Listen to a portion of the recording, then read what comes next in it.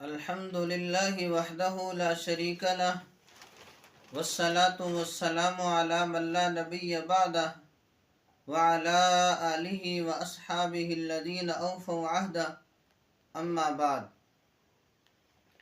سامعین و ناظرین، اس سے پہلے آپ حضرات کے سامنے نبی کی تعریف رکھی تھی کہ نبی کسے کہتے ہیں. میں پھر دہرا دیتا ہوں، انسان مبعوث من اللہ معصوم عن الخطأ مفروض الاتباع، یعنی نبی انسان ہوتا ہے، اللہ کی طرف سے منتخب شدہ ہوتا ہے، گناہوں سے معصوم ہوتا ہے، اس کی اتباع فرض ہوتی ہے. آج کی گفتگو کے اندر نبی کی ضرورت کے بارے میں گفتگو کروں گا کہ نبی کی ضرورت کیوں پیش آئی. تو اس لیے بات کو سمجھیے گا، ہم اللہ تعالیٰ کی مخلوق ہیں، اللہ ہمارے خالق ہیں، ہم اللہ تعالیٰ کی مملوک ہیں، اللہ ہمارے مالک ہیں. اس لیے مخلوق اور مملوک کے لیے یہ بات ضروری ہے کہ وہ اپنے خالق اور مالک کی بات کو مانیں، لیکن ماننے کے لیے یہ بات بھی ضروری ہے کہ ہم اس کی ذات کو دیکھیں یا بات کو سنیں. اس لیے کہ جب بندہ کسی کی ذات کو دیکھتا ہے یا بات کو سنتا ہے تبھی اس کی بات پر عمل کر پاتا ہے. میں مثال کے ذریعے بات واضح کرتا ہوں.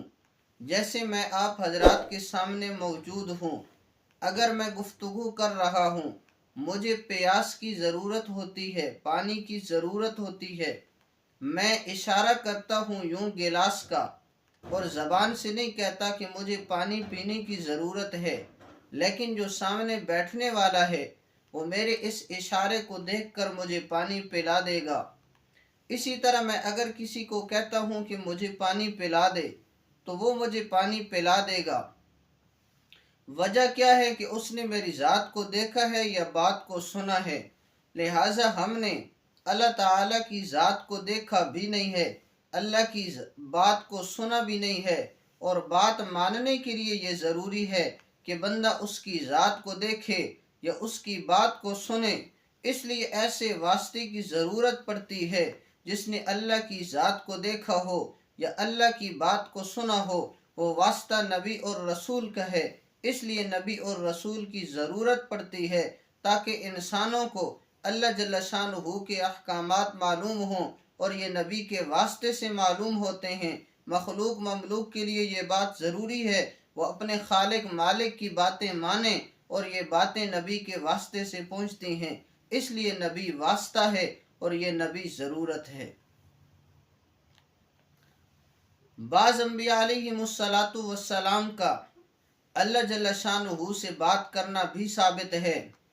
عموماً ایسے ہوتا ہے کہ اللہ جل شانہ فرشتوں کے ذریعے اپنے احکامات نبی علیہ السلام تک پہنچاتے ہیں، نبی پھر امت کو پہنچاتے ہیں.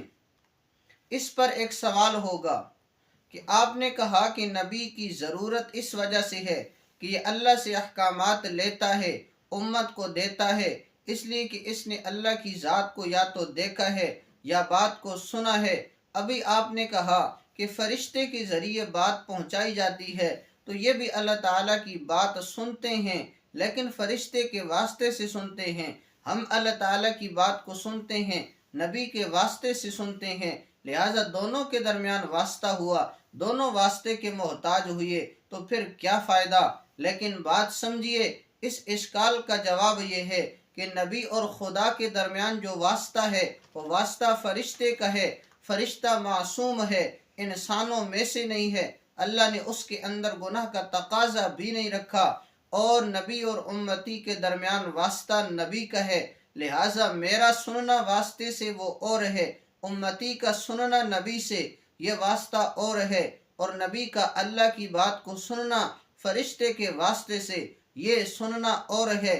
یہ گویا کہ واسطہ ہونے اور نہ ہونے کے اندر برابر ہے، چاہے یہ واسطہ ہو یا نہ ہو، گویا کے درمیان کے اندر واسطہ ہے لیکن نہ ہونے کے مترادف ہے، گویا کہ واسطہ ہے ہی نہیں.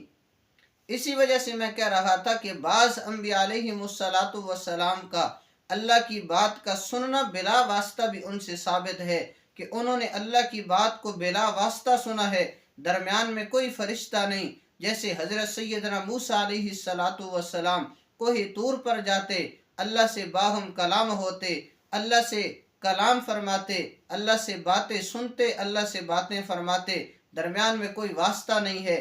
اسی طرح میرے اور آپ کے آقا حضرت محمد الرسول اللہ صلی اللہ علیہ وسلم معراج والی رات اللہ جل شانہ کے قریب پہنچے ہیں، اللہ جل شانہ سے ملاقات ہوئی ہے، آپس کے اندر باتیں ہوئی ہیں، تو اللہ کی ذات کو میرے اور آپ کے آقا حضرت محمد الرسول اللہ صلی اللہ علیہ وسلم نے دیکھا بھی ہے، اللہ کی بات کو سنا بھی ہے۔